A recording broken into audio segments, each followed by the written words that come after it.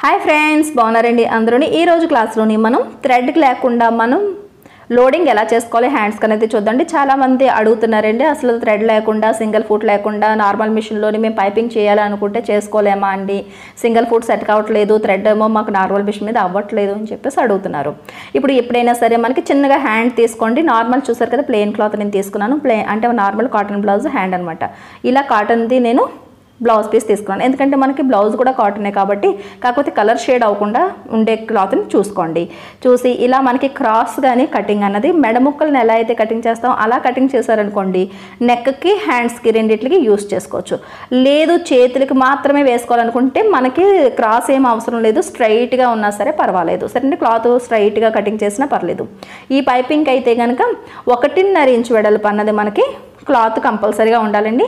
ఇలా అయితేనే మీకు ఫినిషింగ్ అన్నది వస్తుంది. సరేనండి, 1.5 ఇంచ్కి మనకి ఈ క్లాత్ అనేది కటింగ్ చేసుకోండి.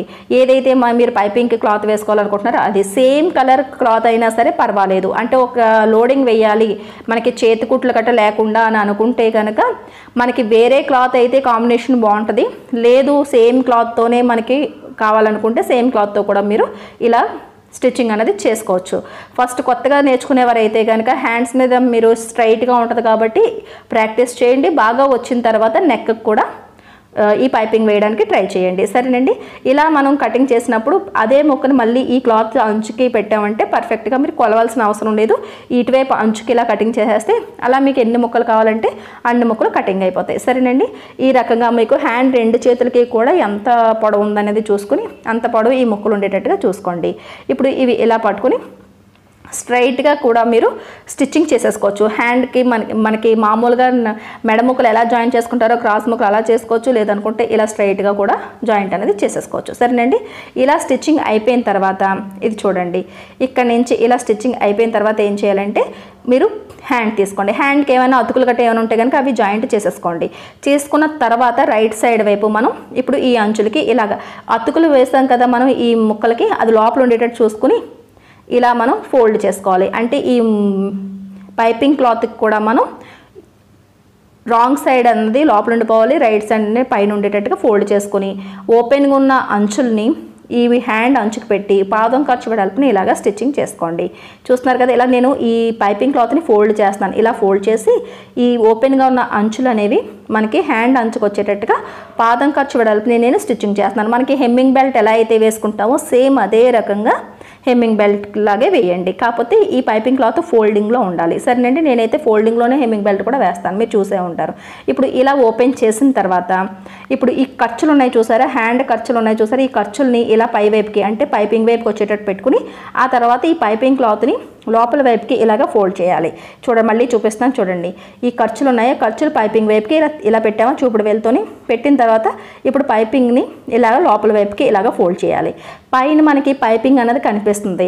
ఈ లోడింగ్ అన్నది ఎంత వెడల్పు ఉండాలి అన్నది మనం డిసైడ్ చేసుకోవాలి. అంటే సన్నంగా కావాలా లావుగా కావాలన్నది మనం డిసైడ్ చేసుకుని స్టార్టింగ్లోని ఎంత సన్నంగా అయితే పెట్టామో అంతే లెవెల్లో ఉండేటట్టుగా ఈ ఫోల్డింగ్ అన్నది మన చేతుల్లోనే ఉందండి. చూసారు కదా, పైపింగ్ అంటే మనం ఏమీ థ్రెడ్ పెట్టట్లేదు, అదే రకంగా మిషన్ సెట్టింగ్స్ కూడా ఏమీ మార్చలేదు, సేమ్ పాదాన్ని అటు ఇటు జరపడాలు గట్రా ఏమీ చేయలేదు, మామూలుగా ఉంచుకుని ఇలాగ మనం స్టిచ్చింగ్ అనేది చేసేస్తున్నాం. చూస్తున్నారు కదా, ఈ ఫోల్డింగ్ చేసేటప్పుడు పైపింగ్ వెడల్పు అన్నది మనం డిసైడ్ చేసి అంతవరకు చక్కగా మనకు కావాల్సినంత చూసారు, ఇలా ఖర్చులు ఇటు పెట్టాం, ఇలా ఫోల్డ్ చేసాం, మనకు కావాల్సినంత వచ్చేంత వరకు మనం ఫోల్డింగ్ ఇలా పెట్టి ఆ తర్వాత స్టిచ్చింగ్ చేయాలి.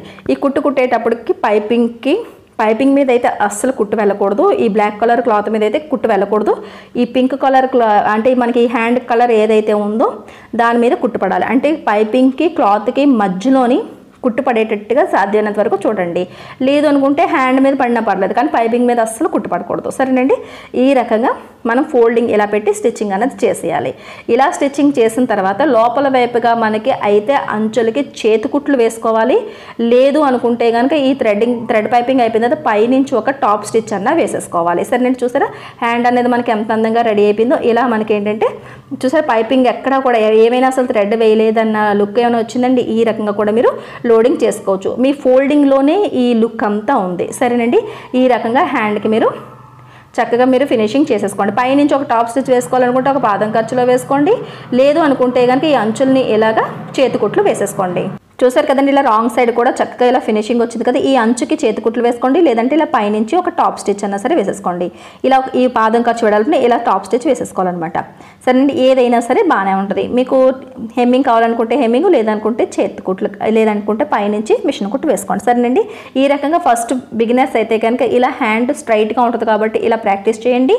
ఇక్కడ ఎప్పుడైతే మీకు పైపింగ్ బాగా వచ్చింది అని అనిపిస్తుందో, కాన్ఫిడెన్స్ వస్తుందో, అప్పుడు మీరు సేమ్ ఇదే పద్ధతిలోని అంటే పైపింగ్ క్లాత్ కూడా 1.5 ఇంచ్ వెడల్పునే కటింగ్ చేసుకుని మెడకు కూడా స్టిచ్చింగ్ చేసుకోండి. సరేనండి, వీడియో నచ్చినట్లయితే కనుక ఒక లైక్ ఇవ్వండి. మన లక్ష్మీ ఫ్యాషన్ వరల్డ్ ఛానల్ని కొత్తగా చూస్తున్నట్టయితే కనుక సబ్స్క్రైబ్ చేసుకోవడం మాత్రం మర్చిపోకండి.